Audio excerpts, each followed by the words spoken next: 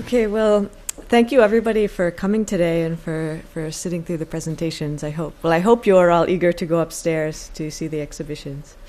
So I'm Chris Shagru, and I am from the United States, but I'm currently, as Karine mentioned, I'm currently based in Madrid, and I have been for several years.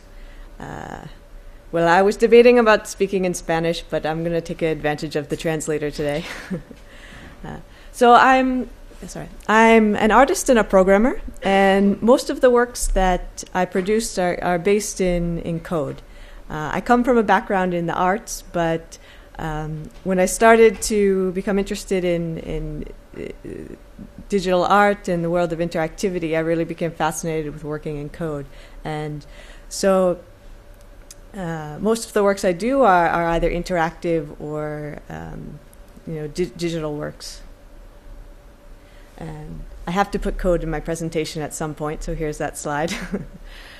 So I know many of you guys are students, so how many of you are art students? No? Hands? No, none. Excellent. How many of you study programming or computer science? Engineering? Okay. Well, I won't list all of the topics, but but it's good to get a sense. So I don't know how many of you have encountered artists who are also engineers and programmers, but I think you will see that the exhibition upstairs is a great selection of this type of art production. And the topic of artificial life was something that inspired me from the beginnings when I started working in the area of new media art. And it's something, on the one hand, the idea of an artist, the contemporary digital artist, taking inspiration from nature by looking at the underlying systems, the code structures and ideas of emergence was very fascinating to me. So ideas such as algorithms that describe fractals or L systems, that these simple rule systems that allow emergent behaviors. This was the famous Boyd simulation, where a computer scientist was describing the very simple rule systems that would allow us to simulate the emergent behavior of birds. And so in many of my works, however, what I've become really interested in is more in how these topics and how these types of algorithms or systems can create experiences and explore that how we as humans interact with these things, and how behaviors or interactions, responses create a very engaging environment. So the work that I am presenting in VIDA is called Delicate Boundaries. And this work is about this environment of small creatures, which I never actually defined what they are. People often ask me, are they bugs? Are they bacteria? Do they have a real species that they simulate? But I like to leave that to the imagination. Something that was important in the work is that the forms were abstract, and it left people imagining what they are, but experiencing from their behaviors. And so it's an environment with these small bugs on a screen, and as a visitor approaches and touches the screen, they swarm to your hand, and then they try to come off. And so they enter into the physical space of the person who is visiting, and they start crawling on people's bodies. And the system behind it is tracking visitors in the space, so the bugs will stay on your hands, and you have hopefully the experience that you are holding them, that they are crawling up and down your body. And if you move away, they fall and disappear.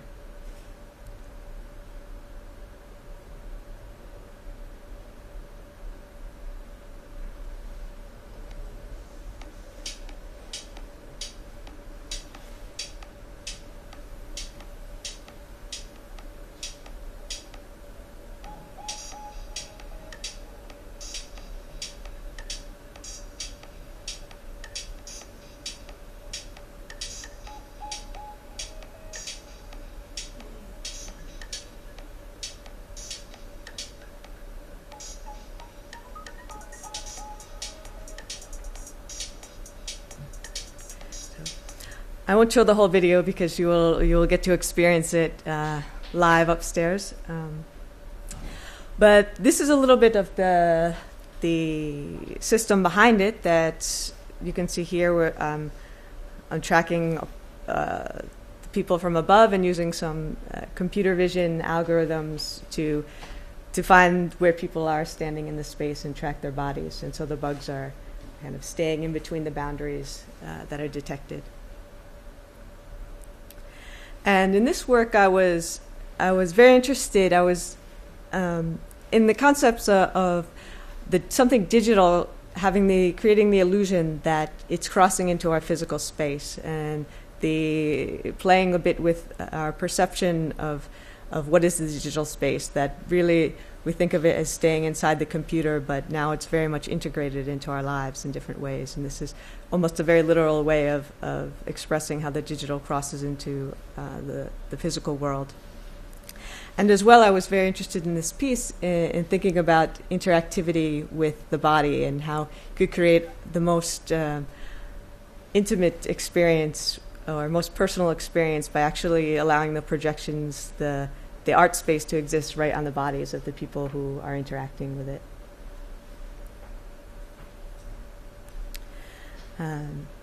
In some of my works, I've been collaborating with other artists and musicians. This was a performance I developed with artist Damien Stewart, and we created a performance where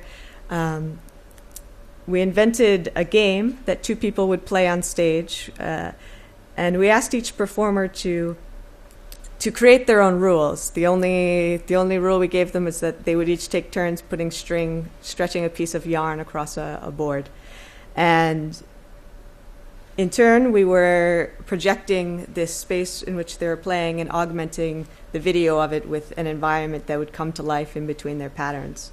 And it was inspired a lot by thinking about the rule systems in games as well as kind of social rule systems, and then the emergent behavior that could come out of patterns. And I was inspired by these. I don't know if you have played these, maybe it's more of a girls' game where you have the yarn and people change, creating patterns with strings. So throughout the performance, the two players would build up a pattern, and the changing complexity would result in changes in sounds and in images.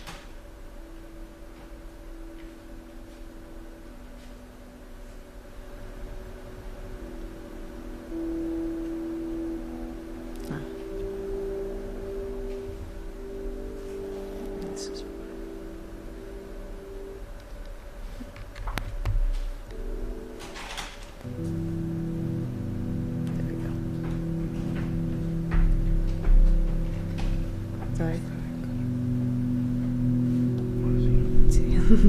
Yo tengo, gracias.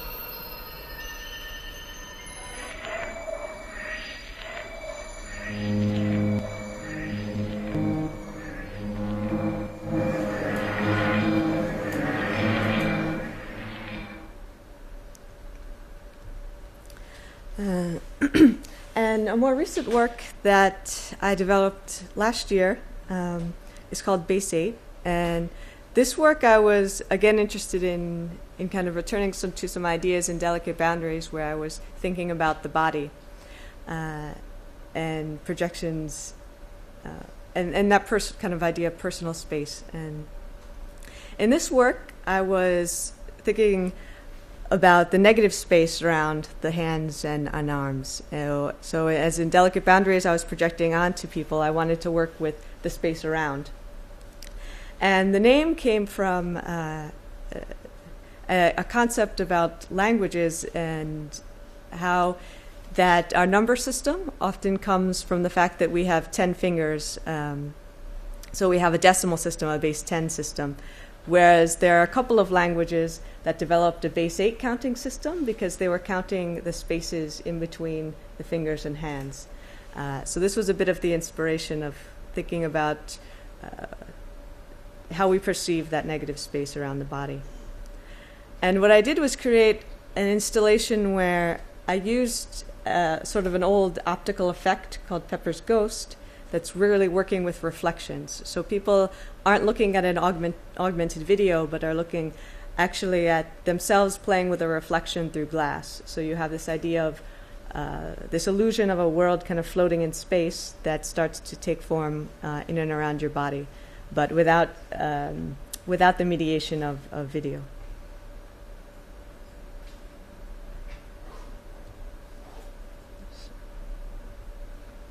Go to the, I'm going to skip to the video and then go back so you can understand it.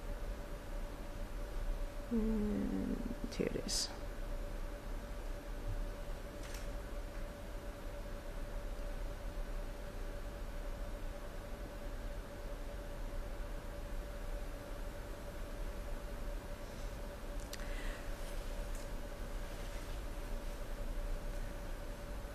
So in this case, we have a piece of plexiglass here. An LCD screen is above, and so you're looking through the plexi at the reflection of this. And people are playing with the forms that they see reflected below.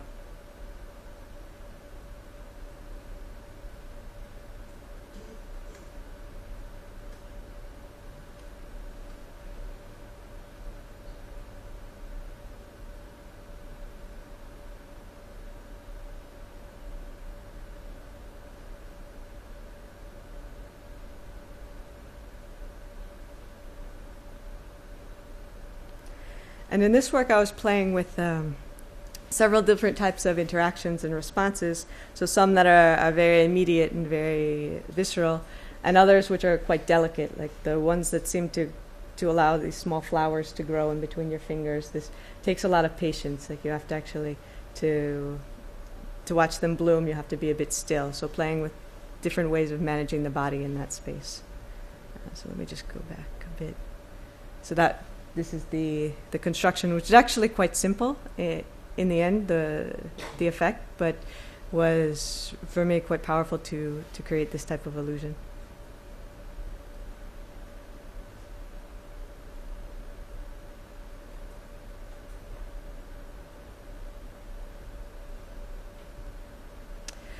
And so the last work I'm going to mention is a very different type of project than a lot of my individual works. And as Karen was mentioning earlier, the importance of collaboration, this was a really large collaborative work where that involved, well, this was the core team, but now has grown to many more. And the project is called the iWriter. It was a collaboration between several artists and programmers, including myself, and a graffiti artist from Los Angeles called Tempt One. And this is Tempt. And Tempt's story is that he was a very famous graffiti writer in the 80s, in the 1980s in LA, but he was diagnosed with ALS, which is a muscular disease that over time he lost the ability to move his body apart from his eyes. And so there were a couple in LA who had knew his story and had met Evan Roth and James Powderly, who are two artists that work a lot with the theme of digital graffiti. And these guys had made a project where you could draw on buildings with a laser pointer, drawing graffiti, tracking a laser pointer on a building and projecting what you were drawing. And so the artists had the idea that perhaps we could connect Tempt with an eye tracking system connect the graffiti laser tag with the eye tracking system and create a tool where Tempt could be drawing again with his eyes. And so the team, we went out to Los Angeles on several trips and began working on the project. Initially, we really had no idea whether it was possible. We all had a little bit of knowledge of eye tracking code and a lot of motivation and inspiration. And we got to meet Tony and started working on the project with him. The idea, of course, was that we would do two things, which would be to create an open source drawing software for the eyes that could work with a commercial eye tracking system, but also to see if we could make a very low cost open eye tracker hardware that we could publish on the web, that people with less means would also have access to the software. And although there are many kind of eye tracking softwares that already exist, to find a tool that would allow Tony to attempt to draw as he once did as an artist, he didn't have any tools, couldn't find any tools that could use. So this was the initial design of the glasses, which was a pair of hacked sunglasses with a little webcam and some infrared lights that we would connect to our software, and developed a very basic eye tracking system that cost initially, I think, less than $50 or less than 40 euros. And with this, we were shocked because we were able to, for the first time, record Tony drawing with his eyes, and this was the first recording. For us, we thought it was horrible, like we had completely failed, like it was so messy and so many errors. But the first thing that Tempt said was this was the first time he had drawn in 7 years, so we couldn't give up. And of course, when someone tells you that, it's incredibly inspiring. And we continued with the project, and we ended up producing a bit of an illustrator for the eyes, which would be basically a vector-based tool that Tony could, that Tempt could focus a point and create one point of the drawing and then move to another position and continue. So it's a very slow process, but Tempt had a lot of patience and a lot of talent. We have all tried this system many times, and none of us can draw half as good as Tempt. So these were some of the first things he produced with our software. So we would often didn't know how actually someone could do that with what we had written. We thought it was so primitive. And then, of course, very quickly he requested new features such as drop shadows and more colors, and really had a passion and has been passionately creating work since then and exhibiting work. And this was a screenshot of some of the first versions of the eye tracking software. Currently, some of the other team members, Zach Lieberman, for example, has been working with a few engineers and other programmers in Japan, and they together made a new version of the system, which is even more reliable and we're told it is up to par with some of the more professional systems. And now the team is working to get the work more accessible. Okay, well, muchas gracias. Quería decir que aunque ya estamos fuera del tiempo, me encantaría aprovechar para seguir al menos 10 minutos, un cuarto de hora, para que los artistas puedan responder a vuestras preguntas, vuestros comentarios, vuestras dudas, vuestras sugerencias, que creo que sería magnífico si podíamos aprovechar el tiempo, si os queda. ¿Estáis de acuerdo? ¿Seguimos? Okay. So please, could you come all together here? Tsai, to you too. I have to sit down there in the middle.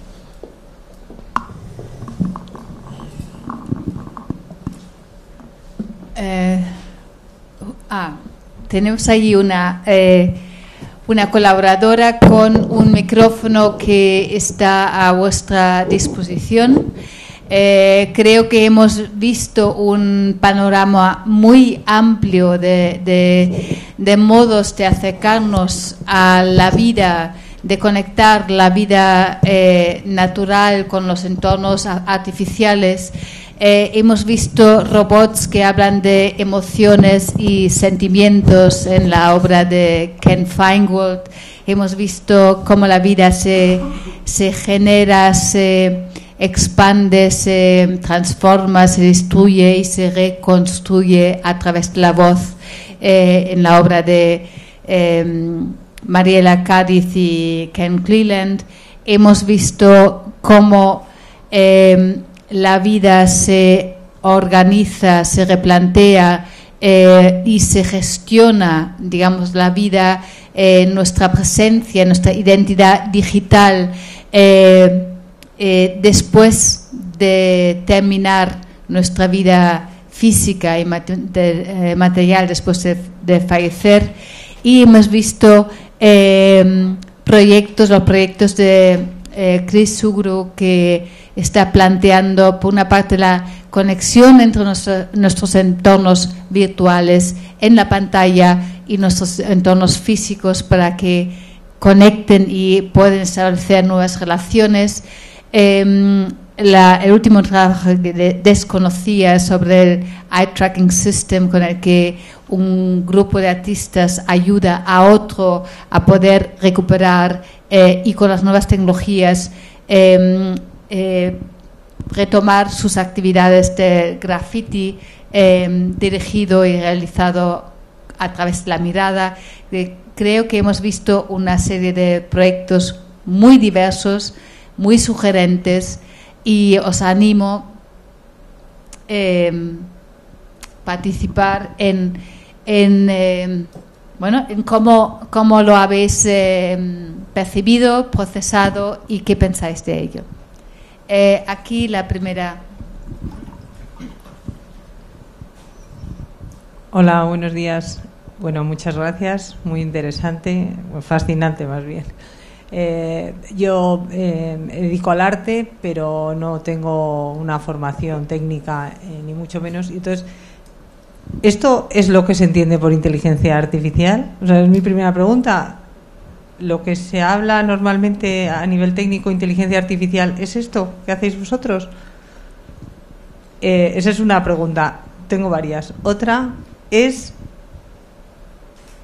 imprescindible que esto que contéis, por ejemplo, en el caso de que sea con el cuerpo humano? O sea, la presencia de que sea físico humano hace que lo entendamos. No sé si estoy haciendo preguntas absurdas, pero me intriga lo que estoy viendo. O sea, se me va de escala, como artista se me va de escala, y digo, bueno, este juego técnico tan impresionante que hacéis, si no tiene ese aspecto humano, a lo mejor no sería comprensible, o no lo sé. Eso es un poco. Could you translate for me so I'm sure I'm not getting a surrealist impression of what she said? I thought I understood. The first thing she was asking if what you are doing is dealing with artificial intelligence. Right, that's what I thought. Okay. More than with artificial life. Right. So I think it would be useful if you just make make a distinction. The distinction between artificial and life. Good. Okay. And the need to use human bodies to visualize this. Why don't you use the human body and the reference to human presence to do this kind of? Okay. Yeah, I got it more or less. Thank you.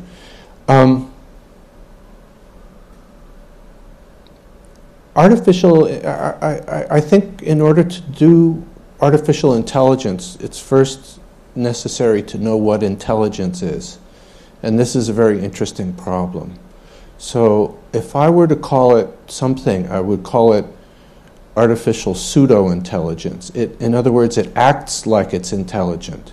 It gives us the feeling that it's intelligent, but it's not intelligent. And it's about what we think intelligence is. So what has intelligence? Something that's alive. So it's about the property, a quality of something that's alive is that it's intelligent, some kind of being that's intelligent. And as humans, we attribute intelligence primarily to other humans. We know that plants have some kind of intelligence, single-celled organisms have some kind of intelligence, but when you think about who are the beings that we use our intelligence to communicate with, to explore intelligence, it's other humans. So I hope that answers your question.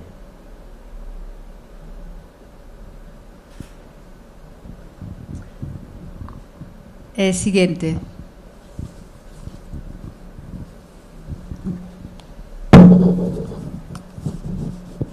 Hola, yo quería preguntarle a Ken Feingold por sus cabezas, que todas se parecen un poco a ti. ¿Es por algo? ¿No buscas más realismo?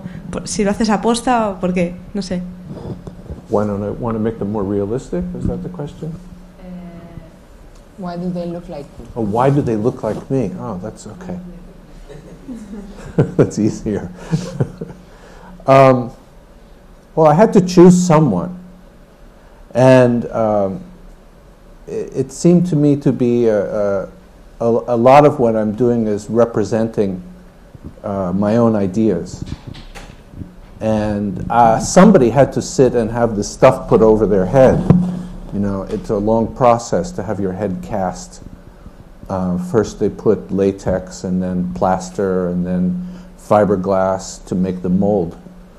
And I had to endure it myself, so before I made anybody else do it. But the other figures are sculpted in clay. So they're more traditional kind of artworks in that way, and then they're cast in silicone. But I also do, and I didn't show any of them today, but I also do portraits of other people. And it's a kind of, well, it has some similarities with Zeiss project. There are people who want to be existing in the future, and they want me to analyze something about their life, their personality, and how they can be remembered by other people. And I write these programs where I put the people into likenesses of themselves. And it's a kind of vanity project for people with a lot of money. But they're nice people.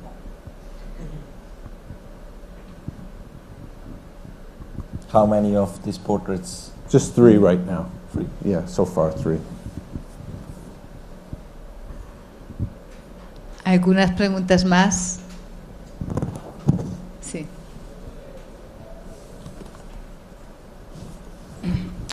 Hola, buenos días. Quería hacer una pregunta y una reflexión un poco acerca de la obra de Ken. Yo lo que he visto es que se da la comunicación, ¿no? Se da una comunicación dentro de la tecnología. Muchas veces lo que me digo es, la tecnología lo que ha hecho es mejorar la comunicación entre ellos. Llamas a alguien por teléfono móvil y es el aparato móvil el que localiza otro teléfono móvil y se comunican. Pero de todo ello yo no sé bien en qué grado mejora la comunicación del ser humano.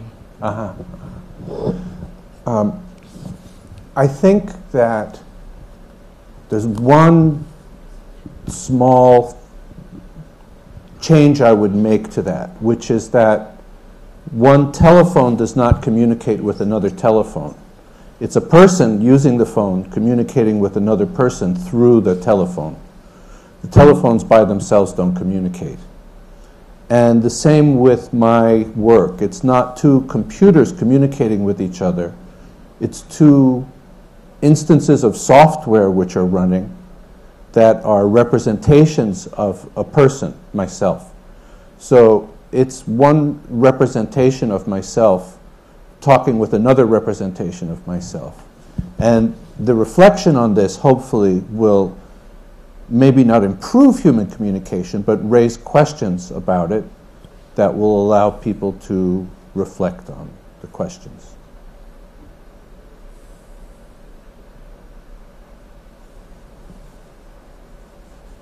Yo creo que Mariela, tú también podías responder a esta pregunta. Bueno, yo puedo... Sí, ¿se me oye? ¿Se me oye con el micrófono? ¿Sí? ¿Ok? Vale. Así de pronto, ¿para qué mejorarla? Yo creo que la comunicación funciona muy bien y siempre ha funcionado muy bien. Yo no creo que sea mejor o peor, yo creo que es comunicación. De igual forma que la vida es vida. Entonces, creo que las tecnologías no la mejoran o empeoran, la hacen diferente. Y entonces es lo que permite continuar viviendo. Nos estamos planteando continuamente preguntas. La tecnología es un reflejo de nuestras preguntas. Entonces me gustó mucho cómo inició Ken su presentación diciendo que la primera tecnología que se inventó fue el fuego y la segunda el lenguaje, pero que no está muy claro cuál fue primero, ¿no? Entonces el fuego, ¿qué es el fuego hoy en día? Quizá es la electricidad, ¿no? Entonces esa es nuestra nueva tecnología, el fuego que nos permite, la tecnología que nos permite hacer muchas cosas, y el lenguaje es esa primera tecnología que continúa evolucionando y que se expresa de diferentes formas, a través de aparatos, a través de comunicación en directa, a través del aire, del espacio. Entonces, bueno, esa es mi respuesta.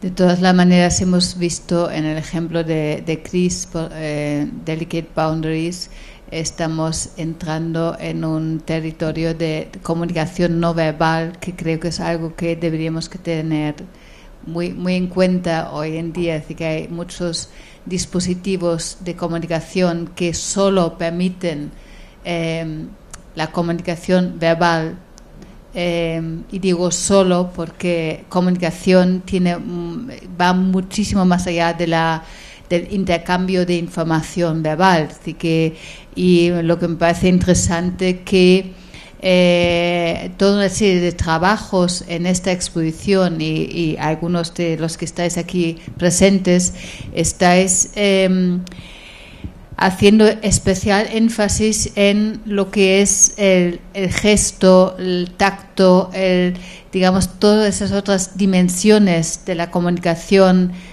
no verbal que deberían desarrollarse, y de hecho se están desarrollando cada vez más, digamos, dentro del ámbito también tecnológico, que los dispositivos son cada vez más intuitivos, atienden todas estas otras dimensiones verbales que tienen que ver con lo gestual, que tienen que ver también con la presencia, con la física, con lo físico, con lo químico, que quieres o no, pues influye mucho en todos los procesos comunicativos, lo visual. Entonces, hemos visto desarrollos muy distintos que de alguna manera amplían considerablemente lo que es el propio concepto de comunicación, que es mucho más que intercambio de información verbal, ¿no? Y en ese sentido también me parece muy sugerente, interesante lo que está planteando Itoi con Mission Eternity, donde la comunicación incorpora la comunicación a través de esas cápsulas de memorias y presencias virtuales, con los cuales una persona difunta pues puede tener una presencia virtual en el espacio, y además una persona que ha tenido una serie de contribuciones muy sugerentes en cuanto a la cultura virtual, porque Timothy Leary ha sido uno de los gurús de la cibercultura al final de los 80, principios de los 90. Ha sido una persona que en los últimos años de su vida ha hablaba y escribía sobre cómo diseñar la muerte, ¿no? Cómo puedo yo decidir y cómo puedo yo traspasar las fronteras y poder tener otro tipo de presencias y participación en la vida de los demás, ¿no? Quizás podías, Zai, comentar un poco más sobre este personaje y sobre este trabajo suyo que, si he entendido bien, también nos ha inspirado, digamos, diseñar el afterlife de Timothy Leary, de cómo ha contribuido, digamos, a vuestro trabajo, ¿no? En cuanto a llegar a otras dimensiones de la comunicación incorpórea. Yes, does it work? Yeah, my system works here. Timothy Leary was doing almost the same that we are doing now. He was thinking in which way he can appear after his physical body, the hardware of human life, faded away. And in the very beginning, we were not so much aware. We knew Timothy Leary, of course, but we were not aware of his Design for Dying project, the last thing that he did in his life. But during the research project in Mission Eternity, we got aware of his interest in the exactly same questions, and we started to feel like how he is starting to interfere with us. Even he died.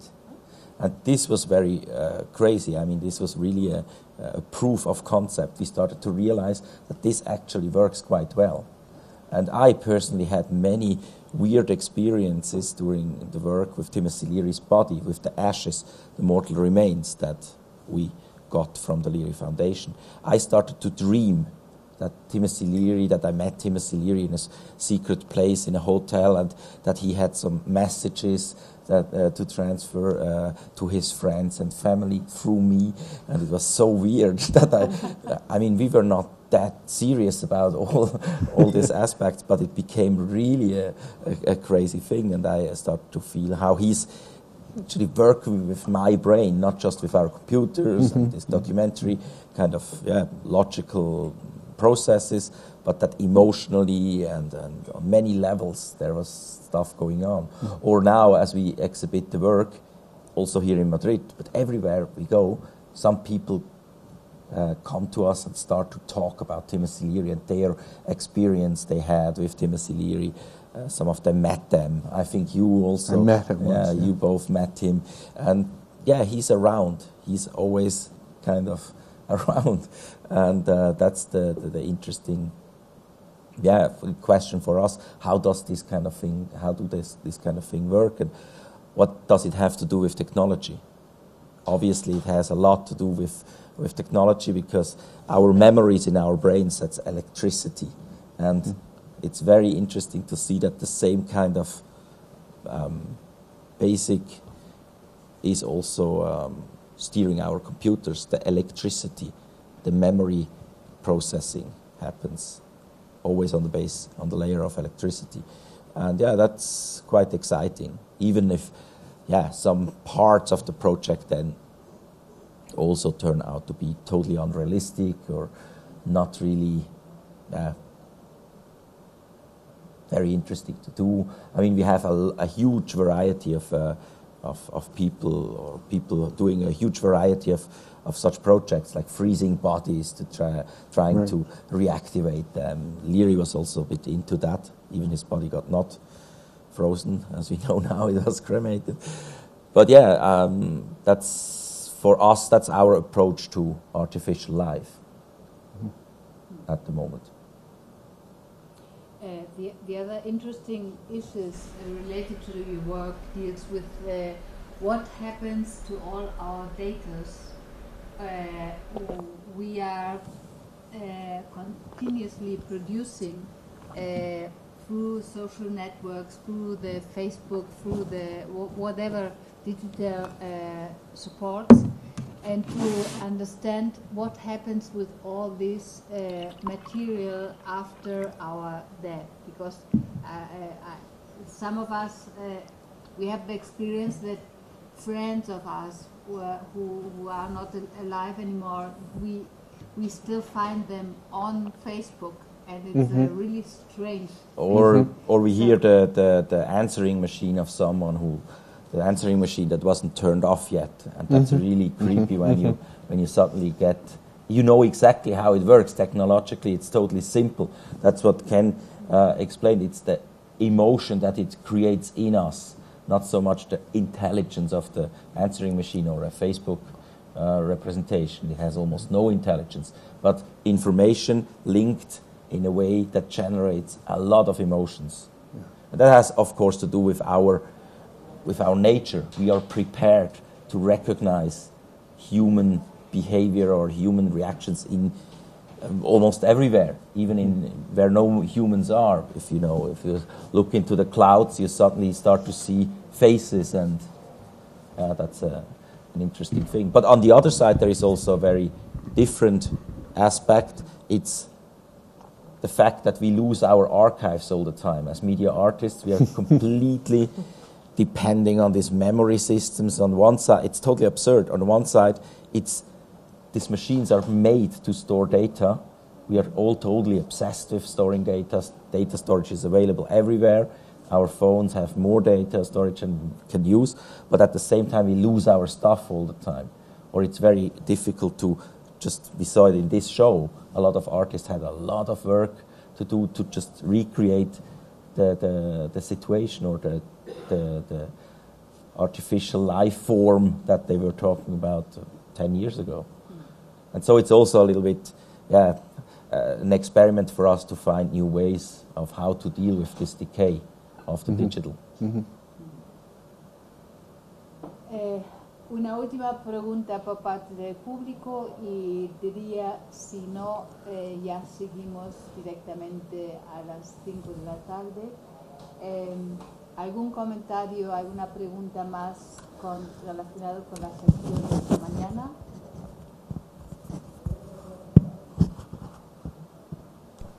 Pues muchísimas gracias a todos vosotros por haber estado aquí con nosotros.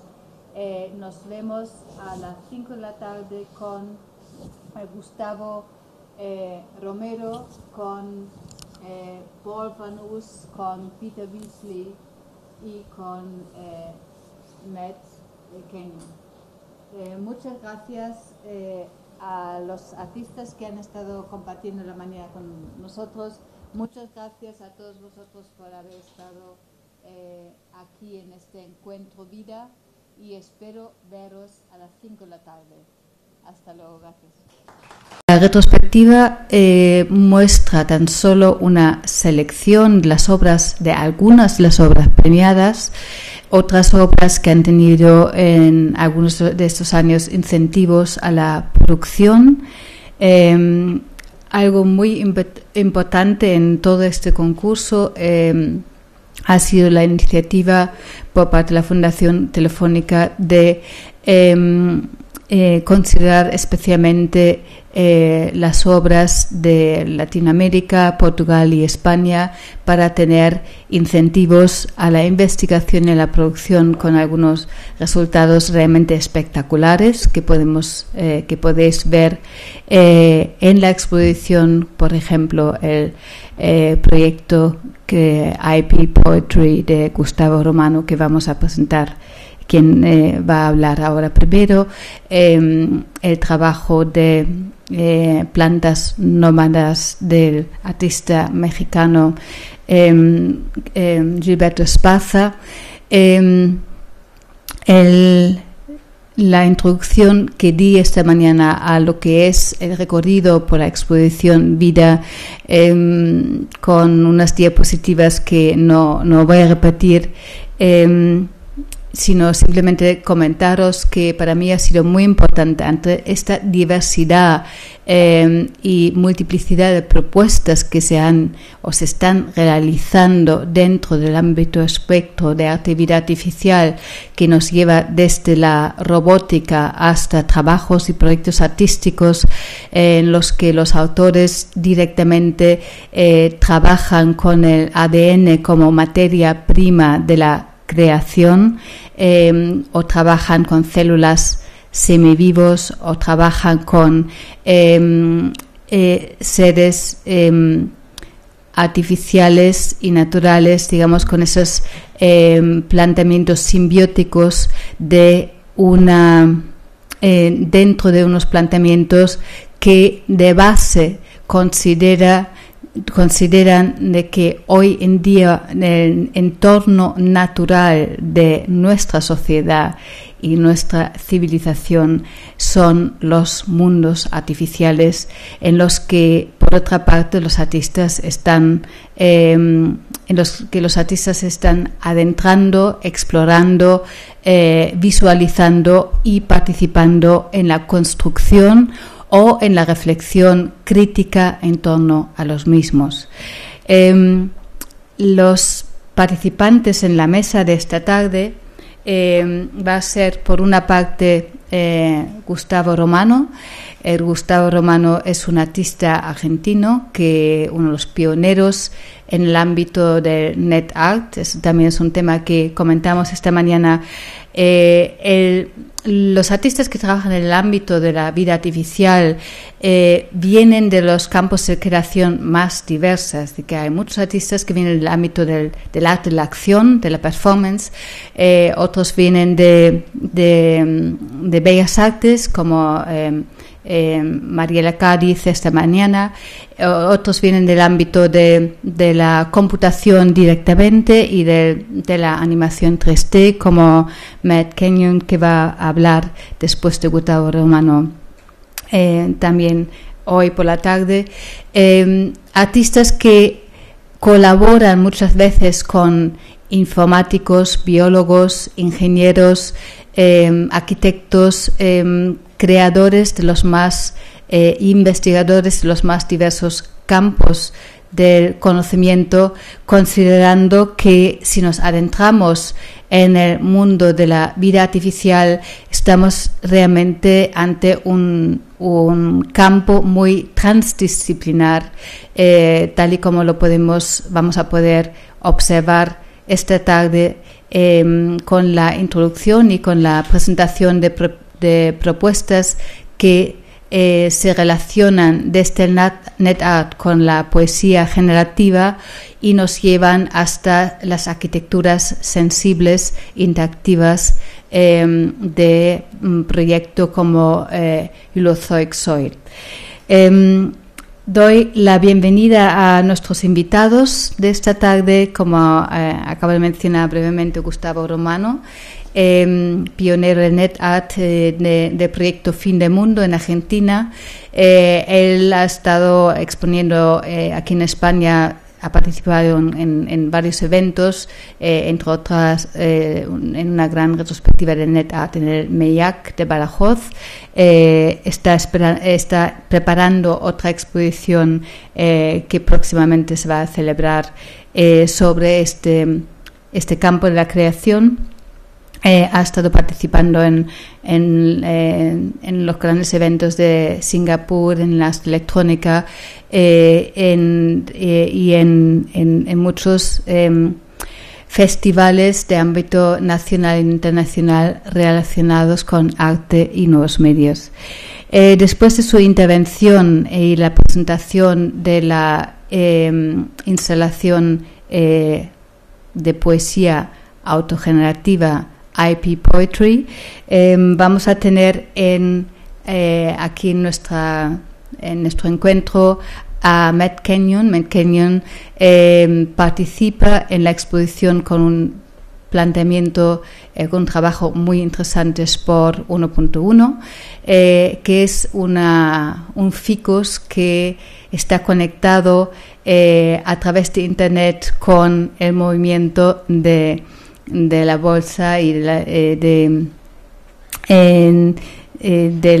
una de las mayores empresas comparable con el Corte Inglés aquí en España, en Estados Unidos, que se llama Home Depot, unos grandes almacenes de los cuales procede el ficus, y la conexión a través de Internet con el movimiento de la bolsa es el índice del acceso al agua que tiene esta planta. Quiero decir, si le va bien a la empresa, le va bien a la planta; si le va mal, pues la planta corre peligro de secarse. No voy a hablar más de este trabajo porque eso corresponde en tal caso a Matt Kenyon. Matt Kenyon es profesor de la Universidad de Michigan, ¿correcto? Está trabajando en la animación 3D y en diversos proyectos de investigación con un planteamiento ciertamente crítico y muy interesante, que habla de las interdependencias y interrelaciones entre entornos naturales y mundos artificiales como es el nuestro, en el que todos estamos viviendo. La tercera intervención de esta tarde es del artista norteamericano Paul Vanus. Paul Vanus es también un artista que trabaja desde principios de los años 90 en el ámbito de media art. Viene también del campo de bellas artes. Y trabaja en muchos proyectos en grandes proyectos de investigación relacionado con el arte y nuevos medios, con el campo del bioarte, con la investigación con medios bioinformáticos para desarrollar sus trabajos audiovisuales y sus visualizaciones ciertamente insólitas relacionados con el ADN. Esperamos para esta tarde también el autor de Holozoic Soil, Peter Beasley. Lo que ocurre que hemos perdido la conexión, espero que no esté perdido por la ciudad, y esperemos poder contar con él al final de las intervenciones de esta tarde para hablar de las membranas sensibles, de las arquitecturas interactivos, tal y como plantea su trabajo de investigación Holozoic Soil. Doy la palabra y la bienvenida a Gustavo. Y empezamos directamente con las charlas, tal y como hemos hecho también esta mañana. Hay unas intervenciones y presentaciones de 15-20 minutos. Después de las presentaciones de todos los proyectos, vamos a tener aquí una pequeña mesa de preguntas y conversación con vosotros. Espero que habéis tenido la oportunidad de ver la exposición previamente, y de modo que va a ser mucho más fácil poder participar e intervenir en el debate de esta tarde. Muchas gracias. Bueno, buenas tardes. Gracias por venir. Bueno, gracias a Karen por la invitación y gracias a Telefónica. Realmente es interesante ver también cómo muchas de estas obras tienen ya sus años, son obras que en algunos casos se mantienen, digamos, no con buena salud, pero bien. Hay otras que han como envejecido tecnológicamente y que fue el caso de mi obra, que al estar, digamos, en constante necesitar Internet como fuente de materiales, hubo que hacer una serie de cirugías estéticas, si se quiere, para poder ponerla en funcionamiento. Una pieza que empezó en el 2004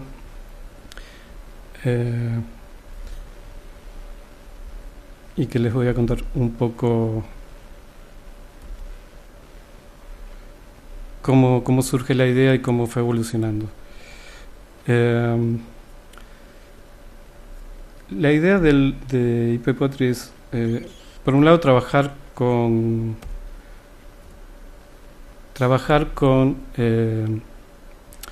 un sistema generativo de poesía que de alguna forma retoma, digamos, tradicionales postulados de vanguardias de la poesía, como desde la Oulipo por un lado, o por otro lado cosas como lo que vemos acá, que podría ser o remitir a los kataps de Burroughs, pero utilizando un nuevo medio que es Internet como una fuente inagotable de materiales textuales.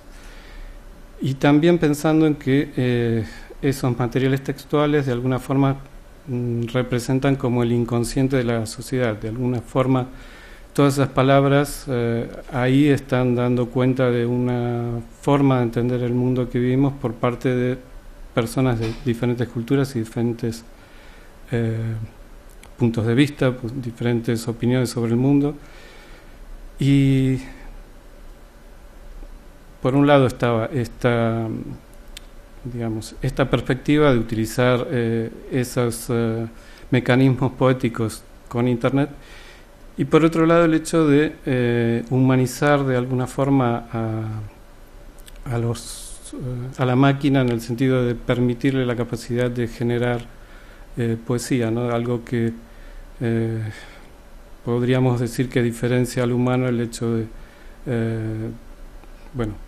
al menos desde la ciencia ficción y tal, cuestiones como la sensibilidad, la reproducción, etcétera, ¿no? Pero lo que me interesaba era también pensar que la máquina que representa al robot también se ve o tiene una referencia con el lenguaje. El lenguaje también puede ser pensado como una máquina, y de alguna forma podríamos también pensar que las ideas mismas tienen su propia vida y que muchas veces se utilizan a las personas para poder reproducirse, y lo utilizan como un portador posible para poder diseminar lo que contienen. Y es así como algunas ideas pueden persistir con el tiempo, otras no, y hay toda una batalla, digamos, en una especie de ecosistema del pensamiento en el cual algunas perviven más que otras. Y digo esto también porque el funcionamiento estos son algunos primeros bocetos. El funcionamiento, si bien no se basa en Google, lo que hace es básicamente establecer una serie de pautas de búsqueda, con lo cual se van a formar estos poemas. No sé si ahí se puede leer bien, luego tengo otras imágenes. Lo que el sistema hace es permitir a cualquier persona que entra en el sitio de IP Poetry establecer, diseñar el poema en base a definir determinadas búsquedas. Por ejemplo, en lo que vemos aquí hay dos búsquedas principales: no puedo recordar y solo recuerdo. En base a eso se genera una serie de resultados que los robots van a ir recitando, ¿no? En una forma similar a como uno pone entrecomillado una frase en Google.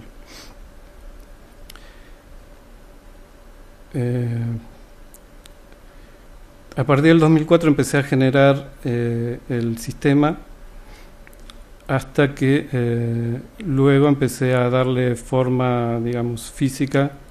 Este fue el primer modelo que fue hecho para la Bienal del Fin del Mundo, una bienal que se realiza en Ushuaia, que es la ciudad más austral del mundo. Estuvieron en un lugar al aire libre, con, digamos, una situación climática bastante hostil, entonces hubo que usar vidrios blindados, una carcasa de hierro, etcétera, para hacer la estanca. Y luego que derivó en la pieza que está expuesta aquí, que es ya de madera, es algo más para interiores, si se quiere. Los primeros proyectos viejas máquinas. Y estos fueron los primeros que estuvieron precisamente ahí en esta glorieta que estaba digamos, a orillas del canal de Beagle, que es, si uno se pone ahí, puede mirar, digamos, ya no hay más tierra hasta la Antártida, ¿no? Los robots estaban instalados allí y funcionaban, bueno, como aquí hay un sensor que detecta presencia humana y a partir de ahí empiezan a recitar. Esta es la versión que está aquí arriba. Y lo que quería mostrar un poco, bueno, este es el sitio web desde el cual se pueden crear los poemas, o sea, diseñarlos. Y también podemos ver, bueno, hay un lugar donde se pueden seleccionar algunos poemas para escucharlos directamente. No es lo que pasa en las instalaciones. En las instalaciones lo que hay es una especie de... Bueno, ahora mismo lo que hay es una selección de poemas que se fueron generando y se van a ir agregando los que a partir de la inauguración vaya ingresando la gente que acceda, ¿no? Quizás lo muestro primero en texto como para que se entienda un poco mejor. Sí. ¿Por qué le llamo poema? Porque, bueno, como decía antes, o sea, lo que es una especie de poema abierto, generativo, un poco en la línea de instrucciones eulipianas. ¿Cómo? Porque hay una traducción a un texto de otra una energía se reproduce en un texto X. Cuando le llamas poema, ¿a qué te refieres cuando le llamas poema? ¿Por qué es un poema? Es que no sé si entiendo la pregunta. Es un texto recitado. Son palabras. Que yo, y es poesía ¿por qué? Y es poesía en el sentido de, por ejemplo, como definirían las poesías abiertas por instrucciones del Eulipo, o como... ¿Porque tienen un punto incomprensible o por qué exactamente? Porque hay una intención poética anterior que la define y estructura el sentido. O porque sea que básicamente una estructura aristotélica o una estructura ya preestablecida y un poco libre. Es una estructura mucho más parecida, insisto, al Eulipo, o sea, instrucciones,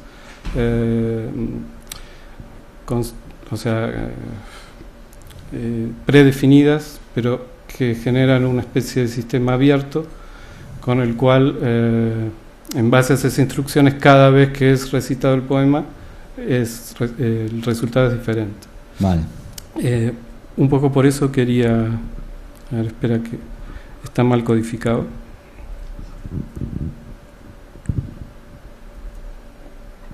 Ahí va.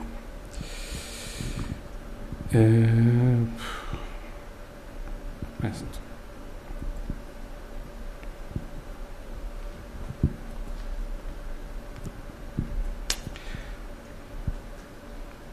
Bueno, un problema de codificación con este Firefox, por eso las tildes no se ven, pero bueno, creo que se entiende igual. Por ejemplo, en este caso las búsquedas son si yo hubiera, si yo no hubiera, si no hubieras, y luego remata, digamos, el poema con hoy seríamos. Entonces, si ven los resultados, cada vez que uno lo vuelve a ejecutar, los resultados, si bien se mantiene la primera parte, es decir, la instrucción que sería si yo hubiera, lo que sigue en la oración es diferente. Pero bueno, pongo uno a correr por si no vieron la...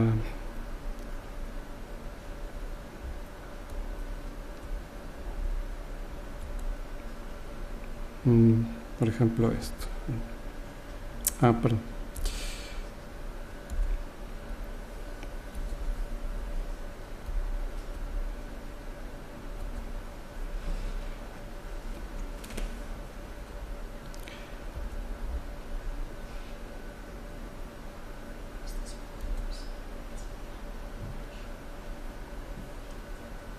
si yo hubiera sido el presidente de Venezuela, si yo no hubiera llegado a ser lo que soy, si no hubieras empezado a los siglos, si no hubieras tenido, si yo hubiera creído lo que me dijiste, si yo no hubiera tenido el zonal, hoy seríamos todos millonarios, hoy seríamos independientes, hoy seríamos mucho más poderosos.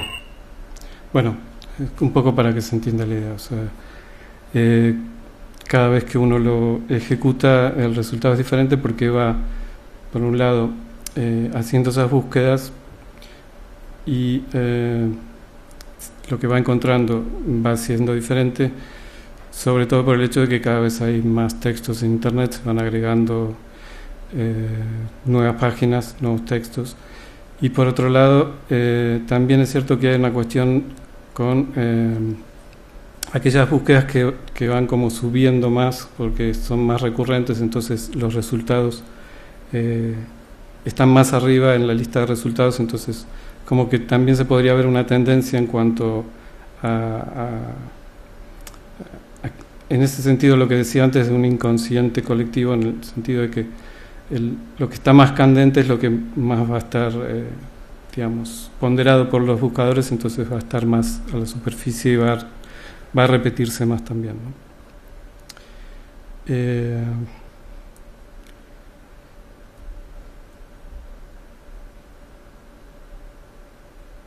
Con respecto a cómo estuvo hecho, quería agregar también que no es un sintetizador de voz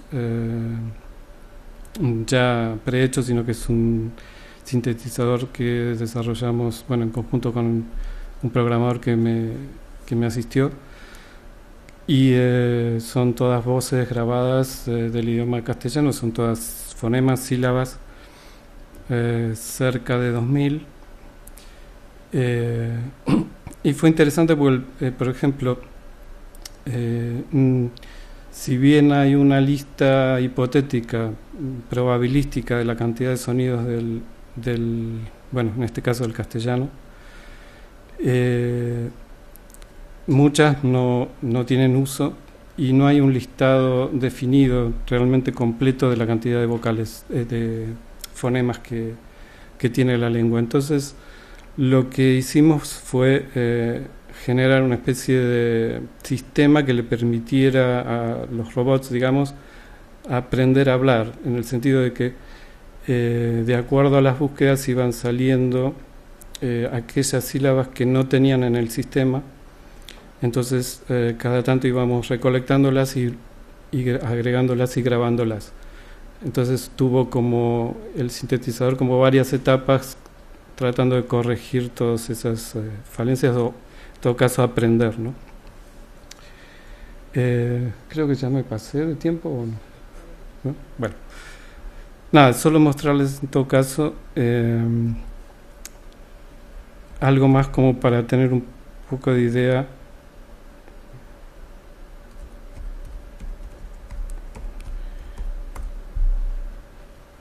de algunos otros trabajos.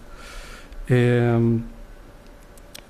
no se mostraría un par que quizás tienen algo que ver, en el sentido que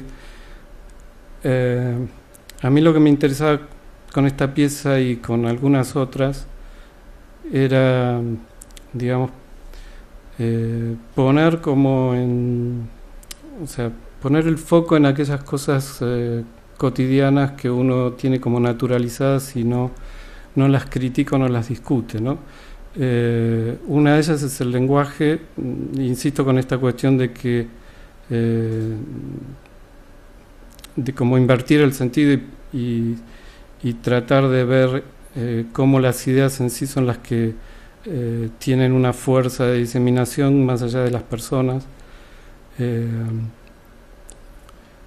Bueno, cada uno lo puede tomar desde la óptica que le interese más, lo puede desde la óptica del las ideas puras o aplicadas a política o economía o lo que fuera. Y otro elemento que a ver si está el link acá, sí, que uno tiene totalmente naturalizado es el dinero, ¿no? Por eso llevé a cabo este proyecto, que era una serie de acciones en espacios públicos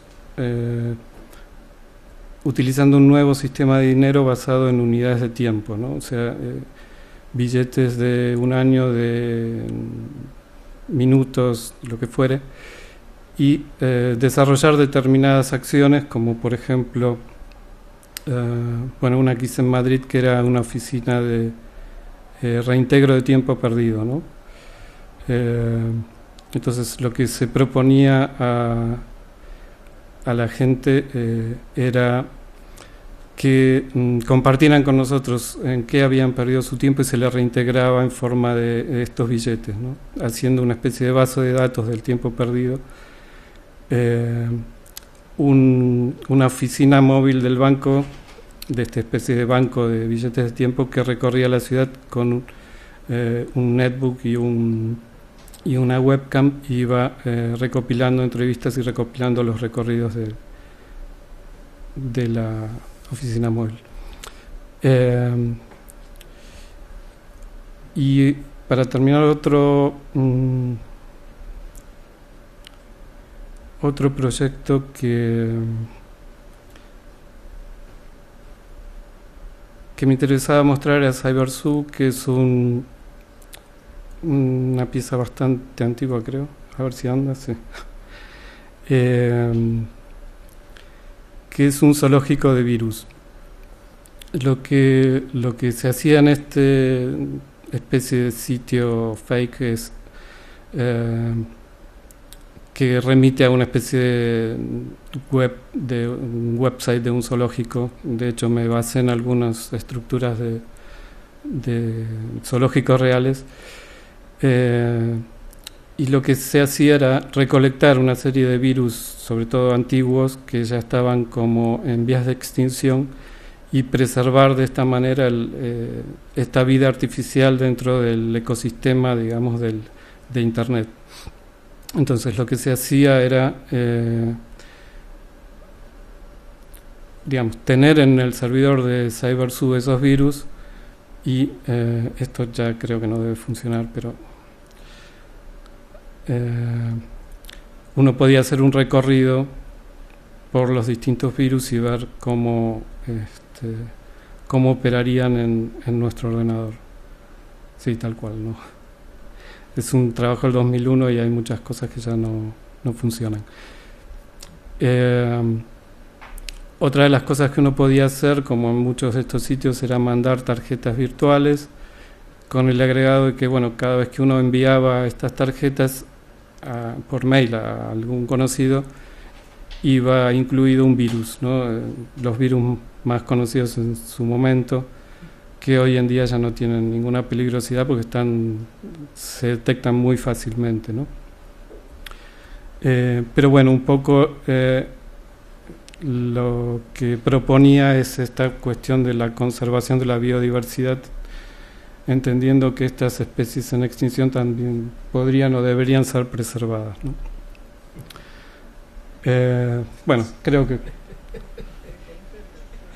Creo que eso define un poco como la línea de trabajo, y creo que lo de IP-Poetry más o menos quedó explicado. Perdón si no lo logré demasiado, pero sí me gustaría que, si pueden, lo vean en vivo, pues, sobre todo porque el sonido aquí fue bastante malo, porque es una versión para internet donde el sonido está muy comprimido. Bueno, gracias. Well, thank you all for coming today, and thank you, Karen, for having us all out. And I hope after this talk, if you haven't been by the gallery, everyone can have a chance to go by and see the work. So I'm Matt Kenyon, and I'm one half of the collaborative group SWAMP. And SWAMP stands for Studies of Work Atmospheres in Mass Production. And let's see, this year marks our 12th year working together. This is Swamp. This is Doug Easterly and myself. As Karen said, I'm a professor at the University of Michigan, and Doug is relocated to New Zealand, where he teaches art and design. And we've been working together for a little bit over 12 years now.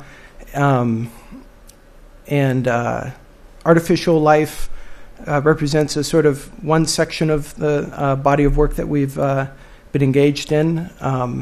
But I'd say a unifying theme of our work is taking on elements of culture that are often thought of as counter-creative or anti-creative, and sort of using them as raw material for creative expression.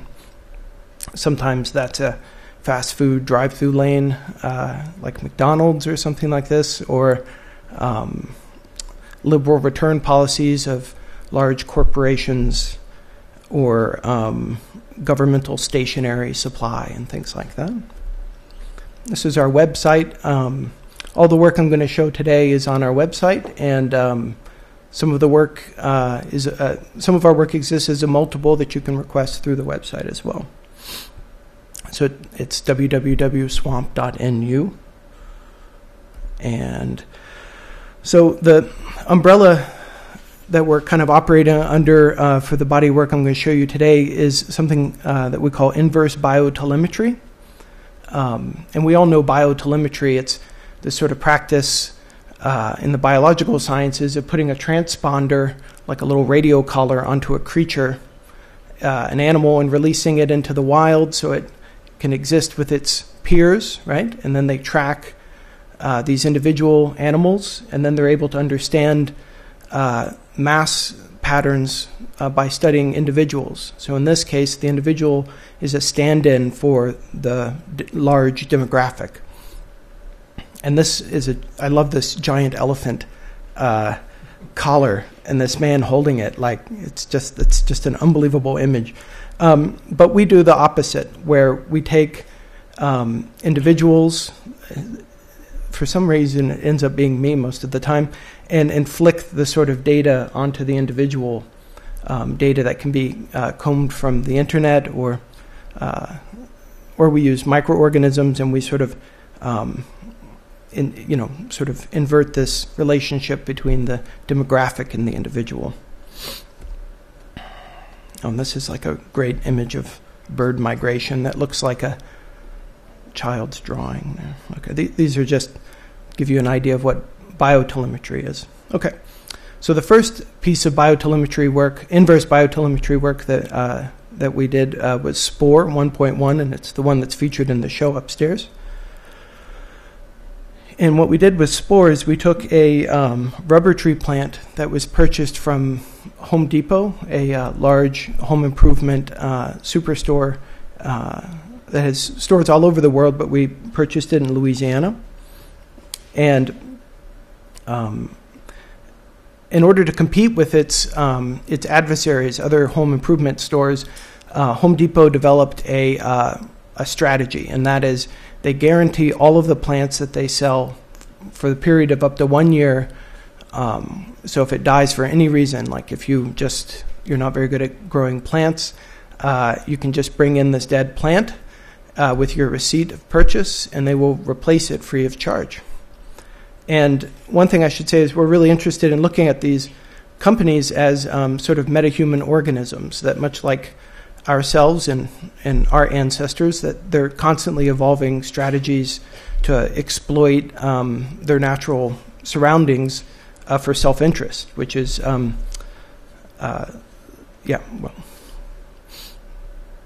And so what we did is this is SPORE. We took this plant and we built the enclosure that has a set of computers and pumps and everything like that.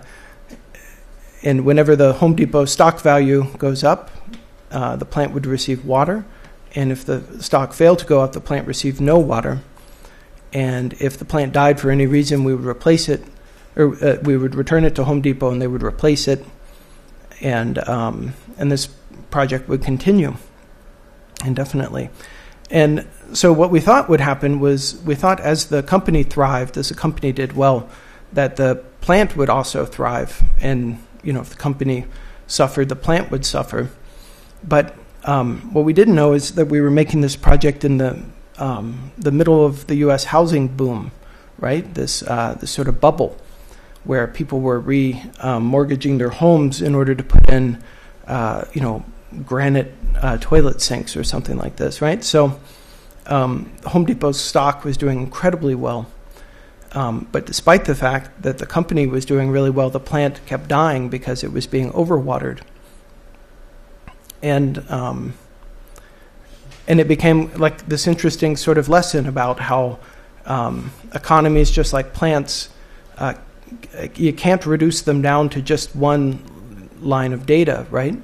Like if we just focus, like as a culture, on growth to the exclusion of all else, we know what ends up happening, right? And so the housing bubble popped, and Home Depot stock responded accordingly. So it's really interesting and really exciting to have the opportunity to install Spore again after this fact, and sort of starting the project all over again.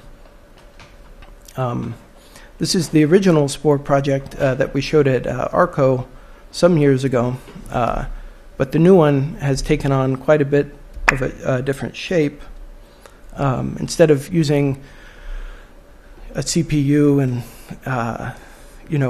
sort of 3 feet of computing work, the whole thing can be run off of a cell phone currently, using an app and just tiny little pumps and tiny little motors, sort of reflecting what I think a lot of us have seen is, since we originally made these works, art and technology have advanced considerably. So this is the piece that's up in the exhibition space, and I encourage you to see it. I'm going to maybe skip the video because you can watch that upstairs. But what's really interesting about working in projects like this, where it's really you build the system and you kind of set it free, is that it's generative and it can sort of surprise you. And that response to the market that we originally didn't anticipate was kind of the beginning of a whole series of work that I will show you. So the most recent project, or the more recent project kind of following along this line, is the Tardigachi. And Tardigachi is a custom-built enclosure for a microorganism called a tardigrade. And a tardigrade, it's often also referred to as a water bear. They're these tiny little, they're really cute. They're these tiny little microorganisms that live all over the world. They eat moss and live in our water. And that's a tardigrade, or an image of a tardigrade. With Tardigachi, what we did is we were interested in social networking and sort of its impact on sort of social media's impact on real space and real lives. And we thought it would be interesting to take an animal and create an object that contained the real animal, the biological animal, and a virtual representation of the animal, or an avatar. And to put them into one object, and then to give people the opportunity to experience this as an object, and to see which of these two which one did they gravitate towards? Like which, was it the virtual life that they found compelling, or was it the real life? So on one side of the device is a set of optics that enlarge a tiny little prepared capsule that contains the water bear. And on the other side is a digital kind of 8-bit avatar that references the popular sort of pocket pets called Tamagotchis from the 90s. Maybe some of you guys remember those. And I'll just have a little video I can show here.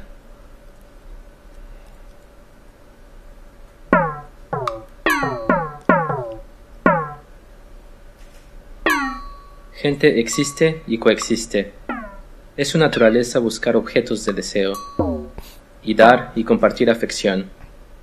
Algunas formas de afección se manifiestan con otras personas, algunas con comida.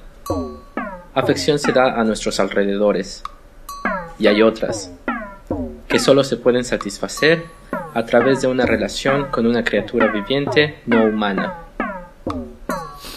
Él es Walter. Walter vive en la ciudad. A él le gusta brincar y practicar deportes, muchos deportes. ¿Cómo practica deportes? Tenis, fútbol, petanca, muy bien, golf. Él es atlético y un solitario. Él es Walter y un gato. El gato se llama Agnes, un felino. Agnes tiene mucha energía y es un solitario. A primera vista, parece que a Agnes no le gusta Walter. Mírala, rasguñando, peleando, lamiendo. Pero mira, ella quiere amor y atención. Ella busca objetos de deseo. Ella disfruta cercanía con otros organismos vivos. Ella disfruta estar cerca de él. Él es Mauricio. Mauricio es un pez dorado, anaranjado, bulboso, olvidadizo. Como nada. Mira como nada. Un animal. Con poco mantenimiento. Animales dan mucho amor incondicional. Por tan poco como un poco de comida, el animal muestra apreciación y lo hace a uno sentirse importante, como si uno hiciera una diferencia. ¿Quién no quiere hacer una diferencia? A primera vista, Mauricio parece no responder a su afección. ¿Será porque también es un solitario? Nadando, atrás y adelante, solo.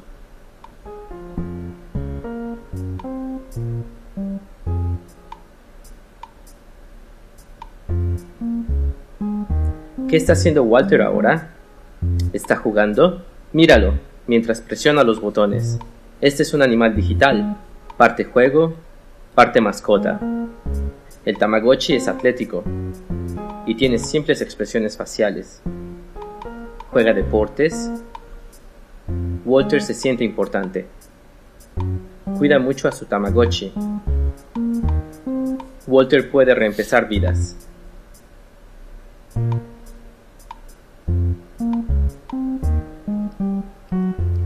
Tardigochi. Este es un Tardigochi. El Tardigochi es un objeto de la variedad exótica. Es un animal, un juego, una interfase, un personaje, un alimentador. So this sphere sits into a docking station, much like your iPod, and it connects it to the internet, to social media such as Facebook. You can download an app to interact with Tardigochi from our website, and you can activate a lamp to heat up. Stephen is the water bear's name. You can heat up his little capsule, which he enjoys. You can feed him, and this needle containing a tiny little slurry of moss comes out and deposits a little bit of a droplet into his world so he can feed. And most importantly, if nobody interacts with Stephen, if nobody friends him on Facebook, he has the potential, as all water bears do, to go into stasis where he can live for 100 years. It just dries up, and we thought that was an interesting metaphor for this time of accumulation of social media and its impact on commerce and interpersonal relationships.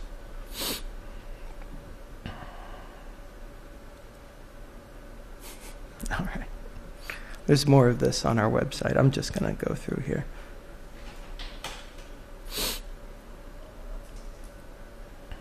Oh yeah, so you can friend him on Facebook. So the last piece I'm going to show you today is a little bit different, and where we're looking at technologies like the inventory of a large corporation, or the logistical network, the impressive logistics of a social media company such as Facebook.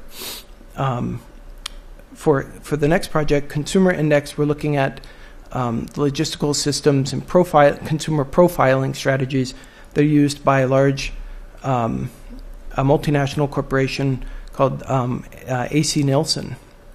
And maybe you guys have heard of this company, like the Nielsen rating systems, for instance.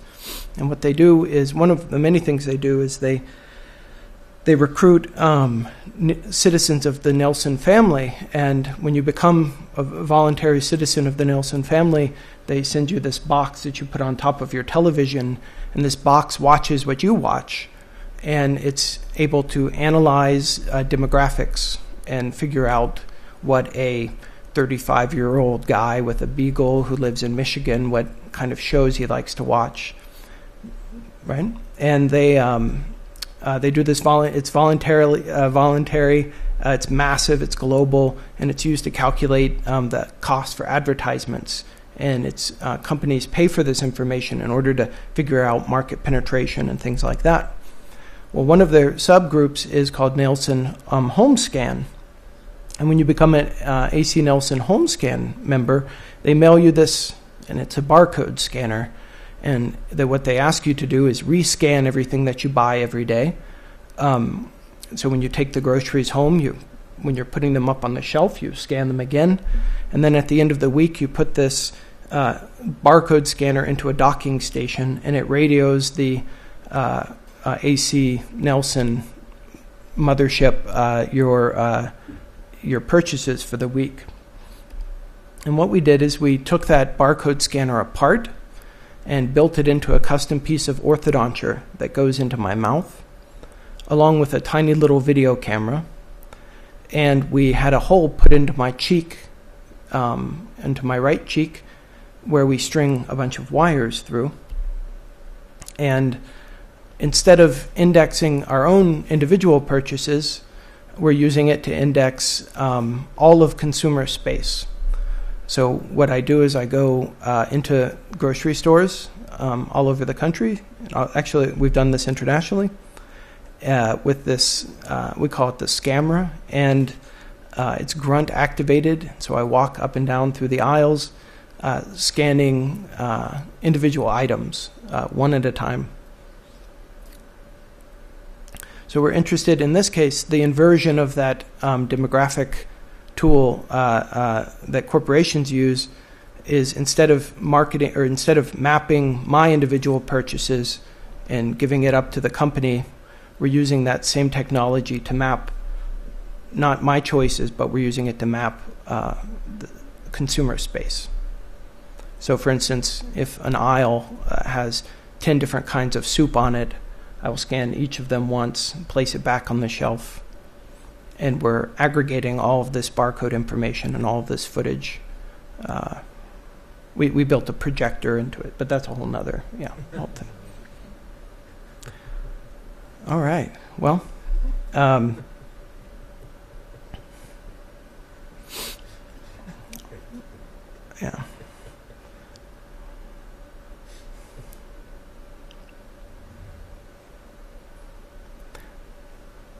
Thank you.